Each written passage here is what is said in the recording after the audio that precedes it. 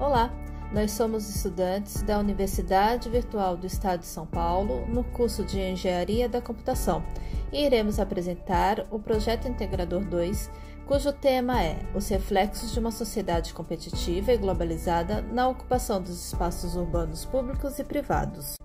Para tratar desse assunto, precisamos entender que toda cidade está dividida entre espaços públicos e privados. Os espaços públicos são os lugares administrados pelo governo e pertencentes à população, como, por exemplo, praças, parques, praias. Os espaços privados pertencem a alguém e geralmente são mantidos pelos proprietários, como exemplos as casas, os condomínios, hotéis. A ocupação dos espaços urbanos tem crescido cada vez mais, e a urbanização acelerada sem planejamento tem como consequências problemas de ordem ambiental e social, atingindo inclusive a saúde da população. Desse quadro, temos algumas dúvidas, alguns questionamentos que iremos explorar a seguir. Uma das dúvidas que surgem é a conciliação da ocupação urbana com o meio ambiente. Será que o ser humano consegue fazer sua ocupação para sua comunidade e ainda assim respeitar o meio ambiente? Hoje há uma grande preocupação em preservar o meio ambiente e os seus recursos. Quais projetos podemos desenvolver para conscientizar a população de que a ocupação urbana pode se conciliar com o meio ambiente? Como dito antes, o crescimento populacional desenfreado afeta na vida do cidadão. Então, como podemos melhorar a qualidade de vida da população? Pensando nesses questionamentos e visando a região local, o grupo chegou a um problema em comum: como ocupar o espaço público que beneficie a comunidade da região local. Analisando o problema que acabamos de expor, o grupo se reuniu, fez pesquisas e verificou junto à população uma solução que possa beneficiar a todos.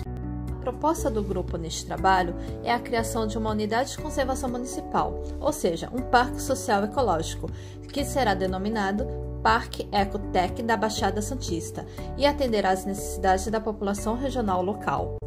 Em pesquisas nesse trabalho, verificamos que a interação com a área verde e o ser humano está relacionada com o bem-estar humano e a melhoria de indicadores de saúde da população.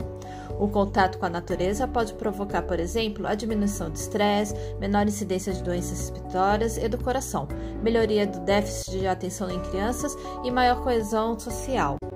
Além disso, verificou-se que a criação de unidades de conservação trazem grande prestígio para os municípios onde são implantados, desencadeando a abertura de negócios e a geração de empregos. Portanto, dotar a Baixada Santista, especialmente a cidade de São Vicente, de uma unidade de conservação é estratégico para reforçar seu renome nacionalmente, atraindo turistas, visitantes e investimentos. Olá, meu nome é Victor, vou estar dando continuidade ao trabalho. Para sabermos se o projeto era uma ideia viável, fizemos uma pesquisa de opinião da população. Para a realização da pesquisa, usamos a ferramenta Google Docs. Foram 45 pessoas entrevistadas, o meio de divulgação foi pelas redes sociais, familiares e amigos. Agora vamos estar olhando os gráficos e os resultados da pesquisa. Este projeto iria agregar valor para a população da Baixada Santista? Cerca de 84,4% responderam sim, muito. 13,3% responderam sim, um pouco. E cerca de 2,3% não iria.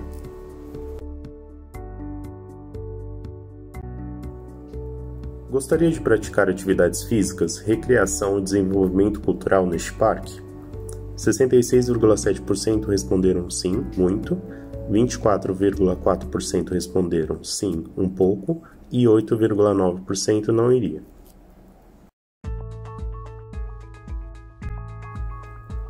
O que achou da proposta? 73,3% responderam excelente, 24,4% responderam boa e 2,3% responderam ruim.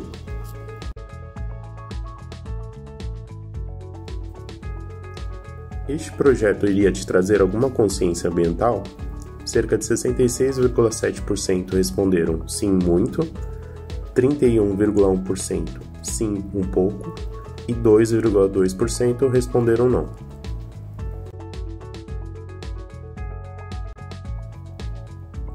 Este projeto iria melhorar sua qualidade de vida? Cerca de 42,2% sim, um pouco. 46,7% sim, muito. E 11,1% não iria melhorar.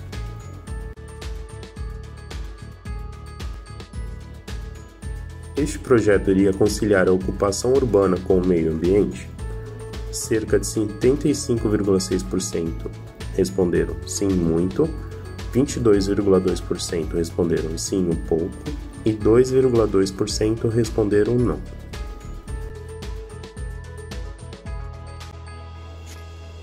Caso o projeto se torne realidade, iria frequentar o parque? Cerca de 57,8% das pessoas responderam sim, regularmente. 28,9% responderam sim, sempre, e 13,3% não iria. Conclusão sobre a pesquisa. Como podemos notar, mais de 86,7% dos entrevistados acham que o projeto é uma ótima ideia e gostariam de frequentar o parque.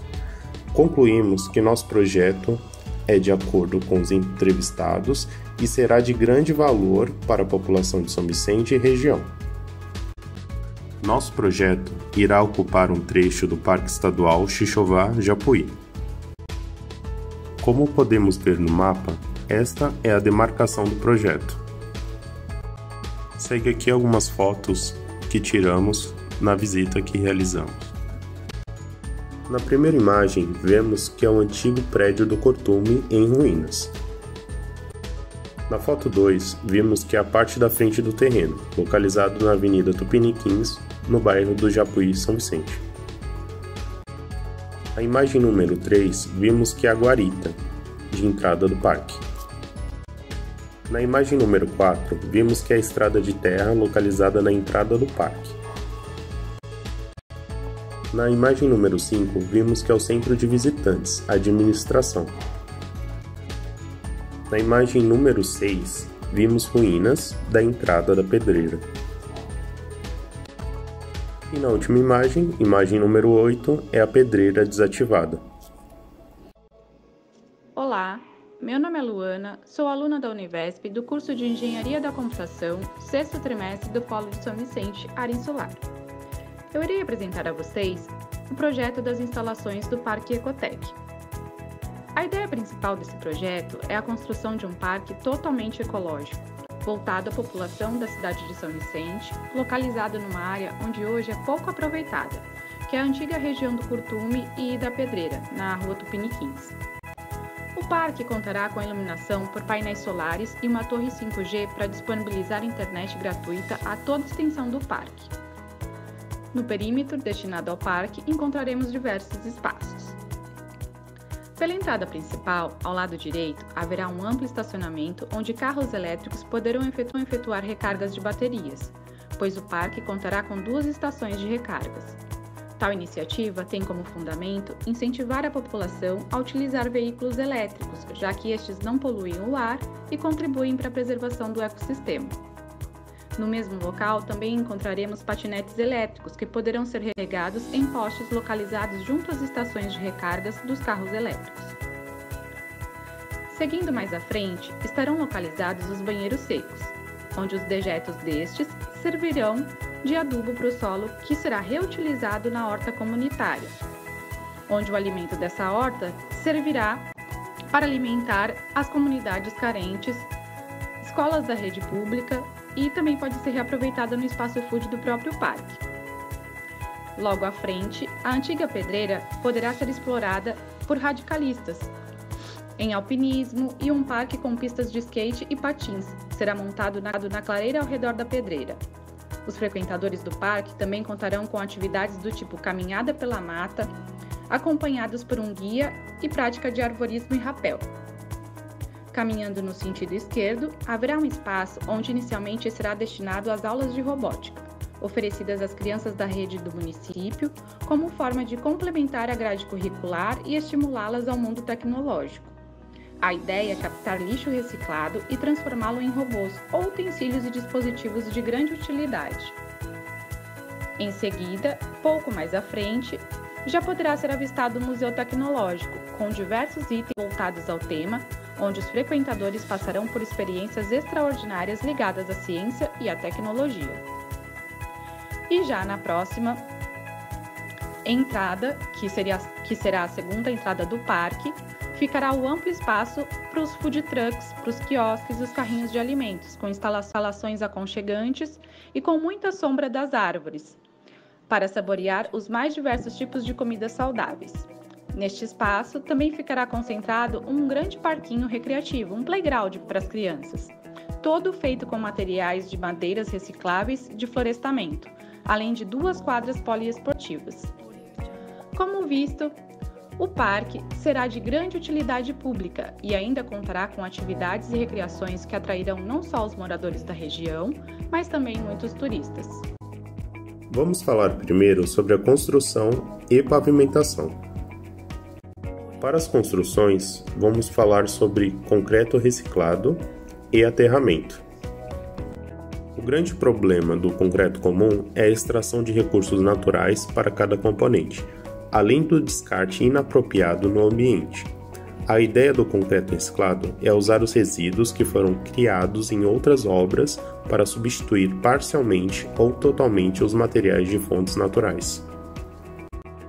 O concreto reciclado consiste em usar resíduos de construção e demolição, como agregados tais como fragmentos de concreto, argamassas, cerâmicas, tijolos, blocos, telhas e outros obtidos por meio de britagem, operações de separação que sejam eles de reformas, novas construções, demolições ou que envolva atividades de obras, limpezas de terreno, que contenham solo ou vegetação, podendo substituir uma parte ou totalmente o material de fontes naturais.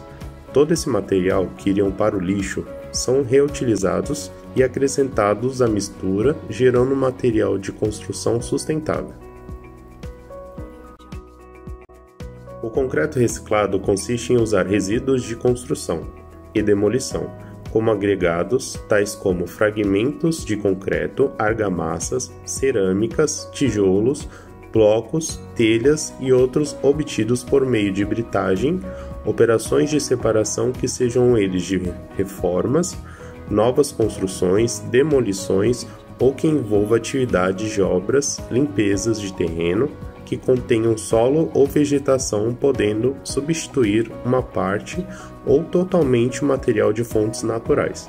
Todo esse material que iriam para o lixo são reutilizados e acrescentados à mistura, gerando material de construção sustentável. Grande parte dos resíduos reciclados serão empregados como material para nivelamento do terreno, servindo de base para pavimentos no estado bruto sem qualquer processamento. Os materiais biodegradáveis. Os materiais de acabamento também são peças importantes nas obras e podem possuir derivados de petróleo, compostos voláteis, altamente poluentes ou tóxicos. Os materiais mais comuns são tintas, colas, impermeabilizantes e solventes. Grande parte dos resíduos reciclados serão empregados como material para nivelamento do terreno, servindo de base para pavimentos no estado bruto sem qualquer processamento. As indústrias já estão se adaptando e investindo na criação de versões ecológicas. Existem tintas feitas de materiais biodegradáveis, produzidas a partir de pigmentos naturais, minerais e proteínas de leite. Vernizes e solventes à base de óleos vegetais também são opções sustentáveis e menos prejudiciais à saúde. Agora vamos ver um pouco sobre tijolos e blocos ecológicos. O tijolo ecológico é um modelo muito utilizado no Brasil, produzido a partir de misturas, pode ser de compostos de areia, de resíduos de construção, água e cimento. O que torna essa opção sustentável é o processo de fabricação. Ao contrário dos tijolos convencionais, não há utilização de forno nem queima de madeira. O tijolo é formado em uma prensa hidráulica. O formato do tijolo também é uma vantagem, pois cria uma trava por meio de furos e encaixes estratégicos, diminuindo o gasto com argamassas. Além disso, é um excelente isolante acústico e térmico, tendo a ser mais resistente e, quando aparente, deixa qualquer ambiente charmoso e aconchegante. Os blocos de adobe. Assim como os tijolos ecológicos, os blocos de adobe são alternativas sustentáveis, muito comuns no interior do Brasil, Minas Gerais, Goiás e Bahia. Os blocos foram usados na construção da muralha da China e também em edificações de mais de 5.000 anos. A técnica milenar consiste em moldes de uma mistura de água, terra, fibras naturais, palha e esterco, por exemplo, e pode ser feitos na própria obra. Os blocos de adobe têm muitas vantagens, sendo ela: regula a umidade interior, regula a temperatura interior, absorve contaminantes, filtra a radiação, tem capacidade estrutural, produção de baixo impacto ambiental, conserva madeira e materiais orgânicos, material 100% reciclado e biodegradável, tecnologia de construção apropriável e econômico. Os tijolos de rejeito. A Universidade Federal de Minas Gerais, UFMG, foi uma das que desenvolveu a tecnologia para usar o material proveniente das barragens de rejeitos, utilizando na fabricação de tijolos e outros materiais para construção civil. Esse rejeito é um coproduto bastante rico em areia e cimento. O material pode ser reciclado e servir como matéria-prima para a fabricação de tijolos, telhas e blocos, painéis e pisos. Pavimentação solar Wattway. Chamado de Wattway, é o primeiro piso fotovoltaico desenvolvido no mundo, com a capacidade de ser instalado diretamente sobre a superfície existentes, incorporando uma nova função às rodovias, estradas, pistas de ciclismo e estacionamentos. É uma inovação francesa, patenteada, que é o fruto de 5 anos de pesquisa. As ligações elétricas foram idealizadas para que o sistema continue operando, mesmo que alguma célula fotovoltaica pare de funcionar. O filme fotovoltaico é coberto por resinas e polímeros, que formam uma camada translúcida de proteção e que propicia um maior coeficiente de atrito na superfície de interação com os pneus dos veículos, equivalente ao obtido com o uso de pavimentos asfálticos tradicionais. Sendo composto por um fino filme de silício policristalino capaz de se adaptar às dilatações do pavimento e às cargas de veículo, fornecendo a durabilidade do sistema.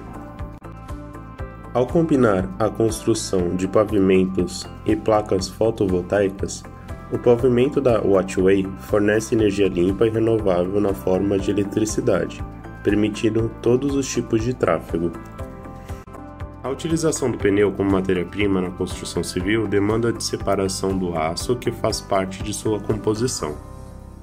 Reciclagem de pneus. O descarte de pneus tem cada vez mais gerando sérios problemas ambientais. As alternativas adotadas para a reciclagem deste material é a trituração e a aplicação em camadas asfálticas. Essas camadas asfálticas são geralmente aplicadas nas estradas e pavimentações.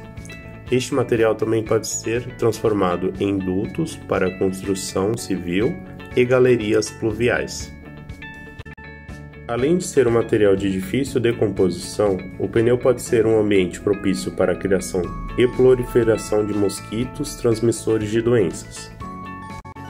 Além de ser um material de difícil decomposição, o pneu pode ser um ambiente propício para a criação e proliferação de mosquitos transmissores de doenças. Olá, me chamo Márcio e hoje estou aqui para apresentar o nosso trabalho de implantação de parklets. Os parklets são como mini praças que funcionam como um espaço público de lazer e convivência para qualquer pessoa. Podem possuir bancos, mesas, palcos, lixeiras e outros elementos para o conforto e lazer de seus usuários. Outra vantagem está no fato de que os parklets são feitos de materiais sustentáveis e sua montagem é fácil e rápida. Os parklets surgiram em São Francisco, nos Estados Unidos, em 2005 e logo se espalharam pelo mundo. No Brasil, o primeiro parklet surgiu em 2013 na cidade de São Paulo e hoje está espalhado em diversas cidades pelo Brasil. Dentre as disposições legais existentes em nosso país, é oportuno lembrar que o Decreto Federal 3.298/99, que além de outros dispositivos específicos relativos à cultura, ao lazer, ao esporte e ao turismo, dispõe que a pessoa com deficiência deve ser incluída em todas as iniciativas governamentais, respeitadas as suas peculiaridades. Além disso, cabe salientar que a inclusão social ocorre na vida social em algum espaço instituído ou estruturado, seja na família, na escola, no parque, na empresa ou em qualquer outra forma de organização social. Sendo constitucional, a inclusão é um assunto a ser tratado no parque. Partes menos favorecidas da sociedade também têm direito a terem espaços públicos de lazer.